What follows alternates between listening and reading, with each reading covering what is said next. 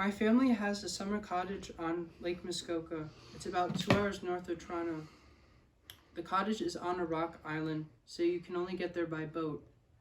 I've been going there since I was born, except for COVID in 2020. The house was built by my great-great-grandfather to escape the grime heat in Pittsburgh during the summer. It's somewhere that's not just special to me, but my whole family.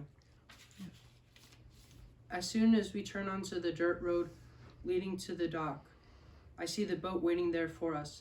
The excitement I feel is hard to describe.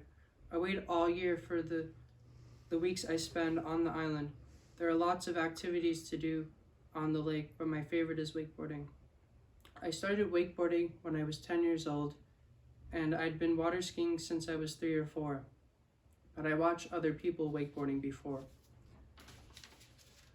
Seeing them carve through the water surface and jump in the air over the wakes looked cool to me as a kid.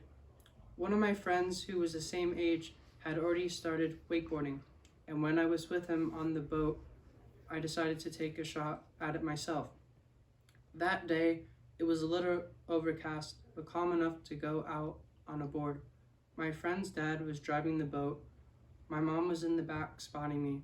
I don't remember what she was wearing precisely, where my dad and friend were sitting on the boat. My main focus was on what I needed to do. I'm in the zone, looking at my hand position as I call out "hit it," which is also the name of the boat. The engine is loud when the motor is idle, but the sound is deafening when the boat starts moving. The noise is so loud my eardrums feel like they might burst. The smoke from the inboard motor covers the surface of the water in front of me, making it hard to breathe. On my first attempt, I'm not able to get up. I'm pulled maybe 15 to 20 seconds before my face hits the water. It's the same feeling when you belly flop off a high diving board. It stings. Attempt number 2, another faceplant. Attempt number 3, the rope's handle pulls out from under me. I see it racing away across the water, following the boat. The boat slows and turns. It's maybe 100 feet away, close enough to make out who is who, but fortunately for me, not close enough to see the expression on people's faces. I struggle to get up again and again, but I'm not seeing any progress. I start to feel frustrated. Fatigue begins to set in. It could have been 30 attempts, it could have been 50, or it could have been 1,000,000. That's all I know. The process keeps repeating again and again.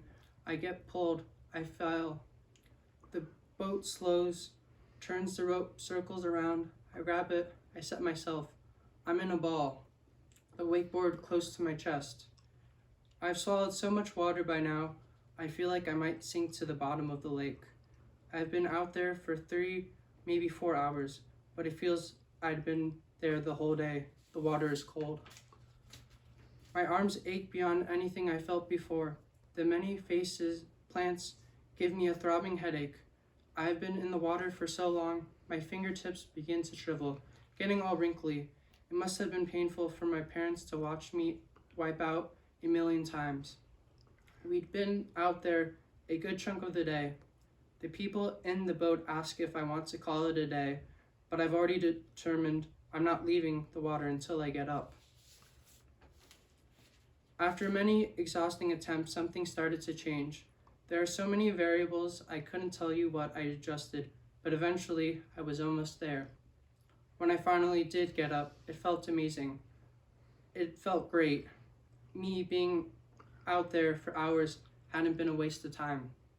The people in the boat were probably cheering, but honestly, I didn't remember. I'd done it. I was thrilled. My perseverance, hard work, and stubbornness had paid off in the years since. I've gotten pretty good at getting air. I can do a 180, but sometimes it has taken me a whole summer to master my new skills. It's kind of like downhill ski racing. I've been injured quite a few times, but somehow that only makes me love the sport more. I love the old ski boat though. It's kind of falling apart and the foam pokes out from the inside of the seat cushion. This year, it started to smell like an animal nested in it over the winter.